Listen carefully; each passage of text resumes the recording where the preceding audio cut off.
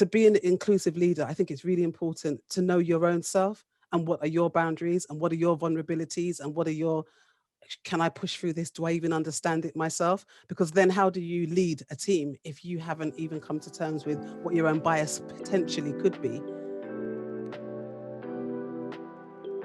What does diversity and inclusion mean to you, and why are they important?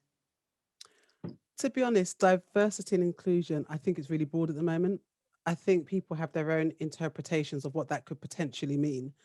And I know the CEO of Facebook says something quite powerful, which was diversity is what you see and inclusion is what you feel, which to me, I would attach belonging to that as well. But f- I think it's more a sense of belonging for me because diversity can just be, okay, I've got a few people over there, a couple of brown people, LGBTQ, and just ticking that tokenistic box.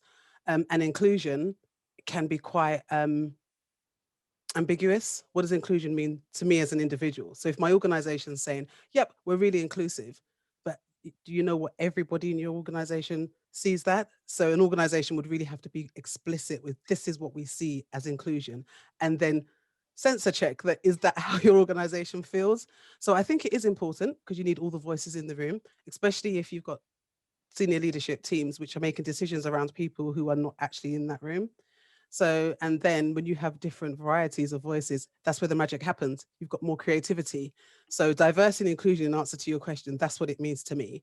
But I'm more into belonging, equity, and equality, to be honest, because I think that's more humane for me. So, what are some of the negative effects a lack of diversity and inclusion can have on a corporate team?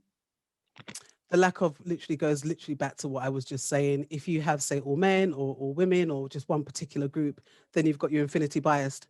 And infinity bias is that you're gravitating more to people that look like you because you're comfortable.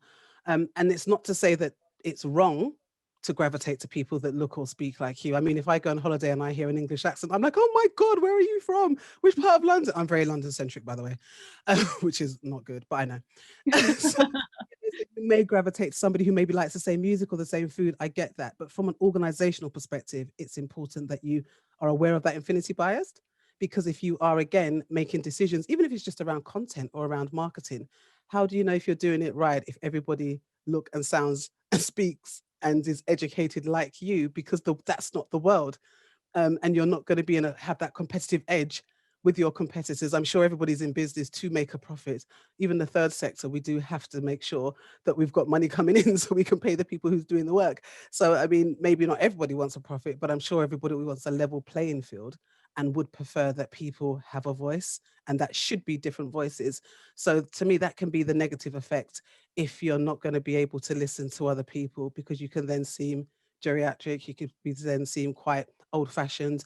And I don't even know if this is inclusive language anymore because I'm learning so much about what you can and cannot say. And these are the reasons why you want to be inclusive. So you do have people who can correct and educate and ensure that that's landing properly with your organization and the outside world, really. Therefore, what is your one top tip for businesses wanting to create a more inclusive culture? Listen to your staff. Top and communicate. I know you said one, but communication's key. Listen to what they're saying. It's easy to say, yes, we're doing this and we want to hear your voices, and then you don't do anything with that. So transparency, communication, listening. I know we've gone past one, but but I think listen would be my first one. Listen to because if you're saying you want to be inclusive, you want to hear from people with those lived experiences, with those people that can educate past your academia, past being academic. Yes, I've gone to uni. Yes, I've got my PhD. Nothing wrong with any of those, not a criticism. However, you can't discount lived experiences. So it's about listening and then actionable impact after listening. So it's important to listen. That's my top tip: listen and act. Actually, what qualities do you think constitute a good leader, and why is it important to have diverse leadership, which you've already touched on, but if you could maybe expand? Yeah, I think again having those listening skills and being objective. And I think it begins with self, understanding that if you're in this space and you're saying, yes, I want to be more inclusive, that starts with you. Because sometimes as organizations, we say, let's be more inclusive, let's be more diverse, and everything's put onto the organization, which I think is easy to hide behind the word organization, because then people can hide behind that. Um, but to be an inclusive leader, I think it's really important to know your own self and what are your boundaries and what are your vulnerabilities and what are your, can I push through this? Do I even understand it myself? Because then how do you lead a team if you haven't even come to terms with what your own bias potentially could be? So coaching, I mean, I'm a massive fan of coaching. I'm a coach myself. And I think if you're not sure, get a coach, be coached through that. And then you can then lead your team. Representation matters. And I can't drill that home enough. If you look at a job description, say, and you look at it, or you look at the website and it seems to be all, say, white men, or all middle-aged men, or all younger men, or all women, it's, again, you're going back to your bias. You're going back to everybody looks and feels that way. You're cutting out talent. It's not a matter of just going for the high-end universities. It's about going for people.